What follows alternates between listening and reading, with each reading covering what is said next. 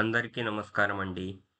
ఈరోజు మనం prompt engineering అనే చాలా ఇంపార్టెంట్ కాన్సెప్ట్ గురించి నేర్చుకోబోతున్నాం.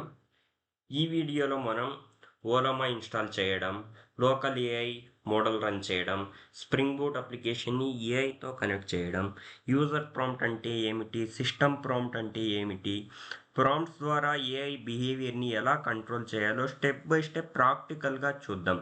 Let us start. మొదట మీ బ్రౌజర్ ఓపెన్ చేసి ఈ వెబ్సైట్కి వెళ్ళండి.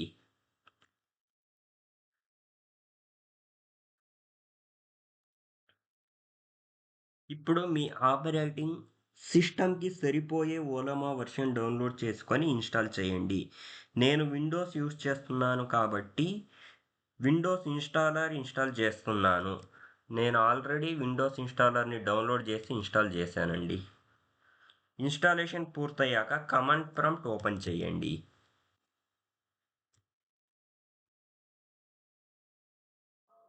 ఇప్పుడు ఈ కమాండ్ని రన్ చేయండి.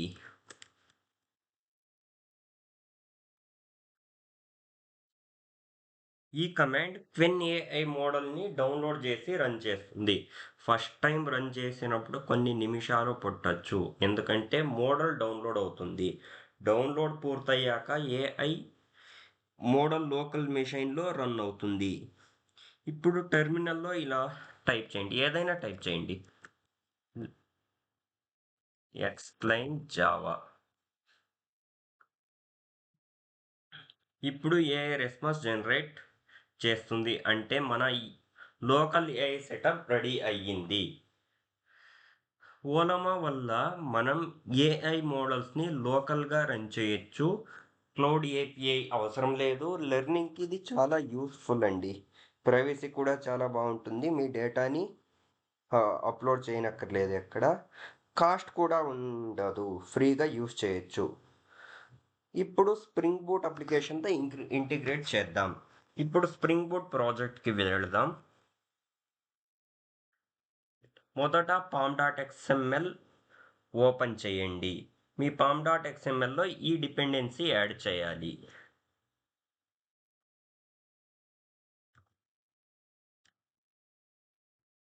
Spring AI starter model Ollama డిపెండెన్సీని యాడ్ చేసి రీలోడ్ చేయండి.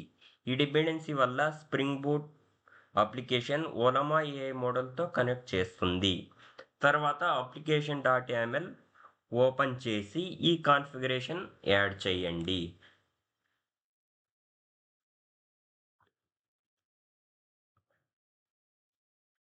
స్ప్రింగ్ అప్లికేషన్ నేమ్ అంటే మన అప్లికేషన్ నేమ్ ఏఐ డెమో అనేసి తీసుకున్నాం.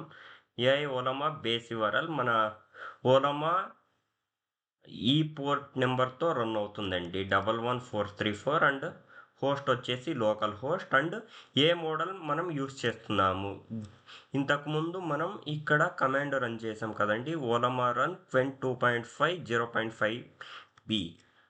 సో సేమ్ మోడల్ నేమ్ ఇక్కడ యాడ్ చేయాలి. ఇది కంప్లీట్ కాన్ఫిగరేషన్. తర్వాత మనకు ఆల్రెడీ ఒక ఏ కంట్రోలర్ క్లాసు నా దగ్గర ఉన్నది. ఇప్పుడు AI integration step by step చూద్దాం. దానికోసం మనం ప్రైవేట్ ఫైనల్ చాట్ క్లయింట్ అనే ఒక ఇంటర్ఫేస్ని తీసుకొని దీనికి ఆబ్జెక్ట్ క్రియేట్ చేయాలండి. చాట్ క్లయింట్ అనేది this is from spring boot abstraction layer. Constructor use చేసి ఆబ్జెక్ట్ క్రియేట్ చేస్తానండి. దీనికి ఇక్కడ I will use the builder to create the object. Builder design button use చేస్తాము. తర్వాత నేను ఒక రెస్ట్ టెంప్లేట్ ఏపీఐని క్రియేట్ చేస్తానండి, which can return the string value. So it can be anything. I am using ask. I will take the request param to pass the user input.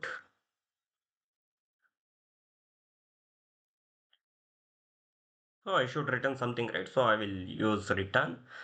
తర్వాత ఇక్కడ already నా దగ్గర chat client ఉన్నది కదా, using this we should use something called prompt. Then we should use user అంటే ఇక్కడ మన user ఇన్పుట్ని pass చేయాలండి. తర్వాత కాల్ అనే మెథడ్ని యూజ్ చేయాలి. తర్వాత కంటెంట్. ఇక్కడ చాట్ క్లయింట్ ఏఐ మోడల్తో కమ్యూనికేట్ చేయడానికి ఈ అబ్స్ట్రాక్షన్ లేయర్ని వాడుతున్నాము. ప్రాంప్ట్ అనేది మన one of the method inside chat client and dot user అనేది యూజర్ క్వశ్చన్ని పంపిస్తుందన్నమాట. కాల్ మెథడ్ వచ్చేసి ఏఐ మోడల్కి రిక్వెస్ట్ని పంపిస్తుంది.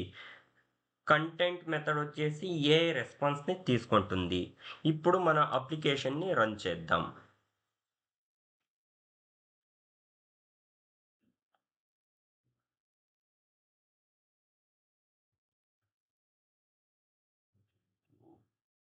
Application has started with port number 8081, context path is / actuator add చేసినండి, అందుకు యాక్చువేటర్ హెల్త్ చెక్ చేయడానికి ఇక్కడ చూపిస్తున్నది.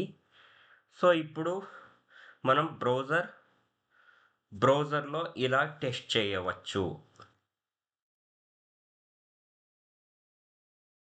ఆస్క్ ఇక్కడ ఏమి ఇచ్చామండి, input. So I will take this name, input equal to explain Java.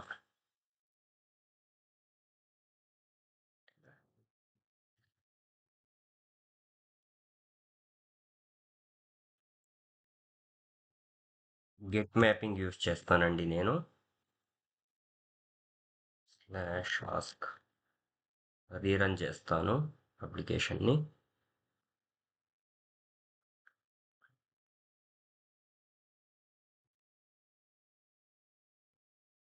Application start అయినది. రీలోడ్ చేస్తే explain Java.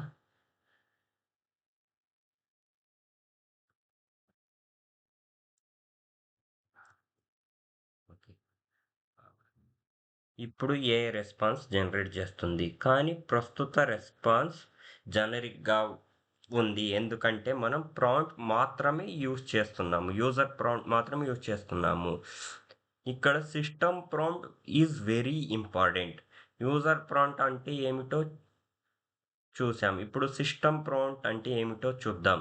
System prompt define చేస్తుంది. ఏం డిఫైన్ చేస్తుంది? ఇది ఏఐ బిహేవియర్ని, రెస్పాన్స్ స్టైలు, ఎలాగా ఏఐ వర్క్ అవ్వాలో ఇది డిఫైన్ చేస్తుంది. దానికి సింపుల్ అండి, మనం just we have to update the code.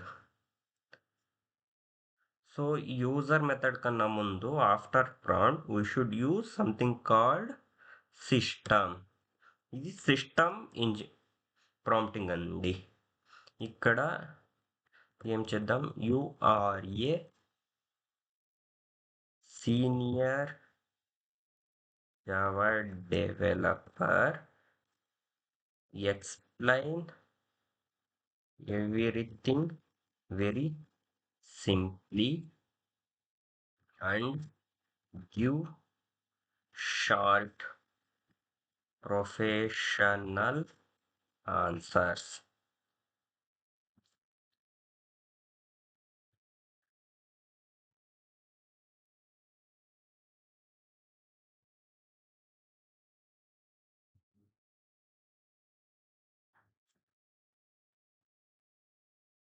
ఇప్పుడు మనం సిస్టమ్ ప్రాంప్ట్ యాడ్ చేసాం. ఇది ఏఐకి ఇన్స్ట్రక్షన్ ఇస్తుంది. ఇప్పుడు ఏఐ సీనియర్ జావా ఇంజనీర్ లాగా బిహేవ్ చేస్తుంది.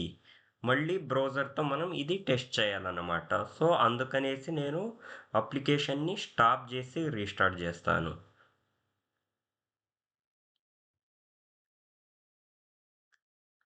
అప్లికేషన్ స్టార్ట్ అయిందండి.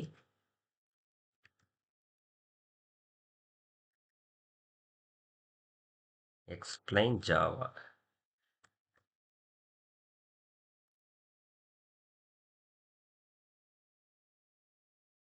ఇప్పుడు రెస్పాన్స్ చాలా ప్రొఫెషనల్గా ఉంది. It is more concise and more professional and more Java ఫోకస్డ్గా ఉన్నది. ఇక్కడ కంపేర్ చేయొచ్చు అన్నమాట. ఇంతకుముందు Java is a programming object oriented programming లాగా developed by Sun Micros 1990s. ఇక్కడ కానీ చూస్తే చాలా ప్రొఫెషనల్గా ఆన్సర్ ఉందండి.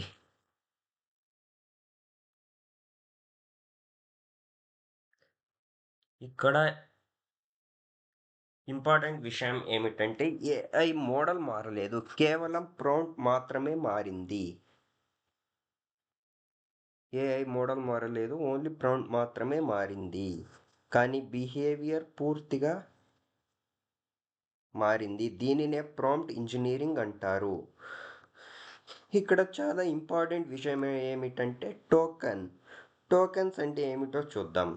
లార్జ్ లాంగ్వేజ్ మోడల్స్ ఫుల్ పారాగ్రాఫ్ని డైరెక్ట్గా ప్రాసెస్ చేయవు. ఫుల్ పారాగ్రాఫ్ అంటే మనం ఏదైనా యూజర్ ఇన్పుట్ ఇచ్చినప్పుడు కంప్లీట్ ఎక్స్ప్లెయినింగ్ జావా అంటే దీన్ని ఫుల్గా ప్రాసెస్ చేయవు. ఇన్స్టెడ్ టెక్స్ట్ని చిన్న చిన్న పార్ట్స్గా స్ప్లిట్ చేస్తాయి. వీటిని టోకెన్స్ అంటారు. ఉదాహరణకు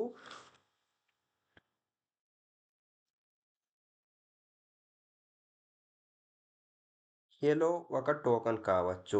కానీ if you choose Kubernetes, it cannot be single token, multiple టోకెన్స్గా స్ప్లిట్ కావచ్చు.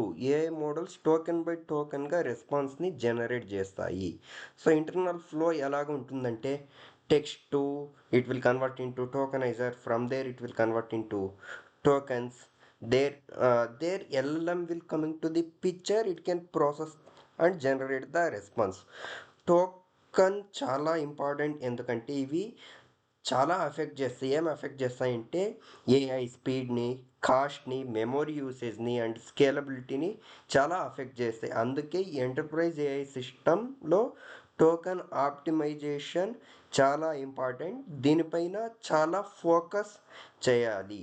ఫైనల్ సమ్మరీ, ఈ సెషన్లో మనం నేర్చుకున్నవి Ollama installation, local AI model run చేయడం, Spring AI integration, user prompt, system prompt, prompt engineering, tokens.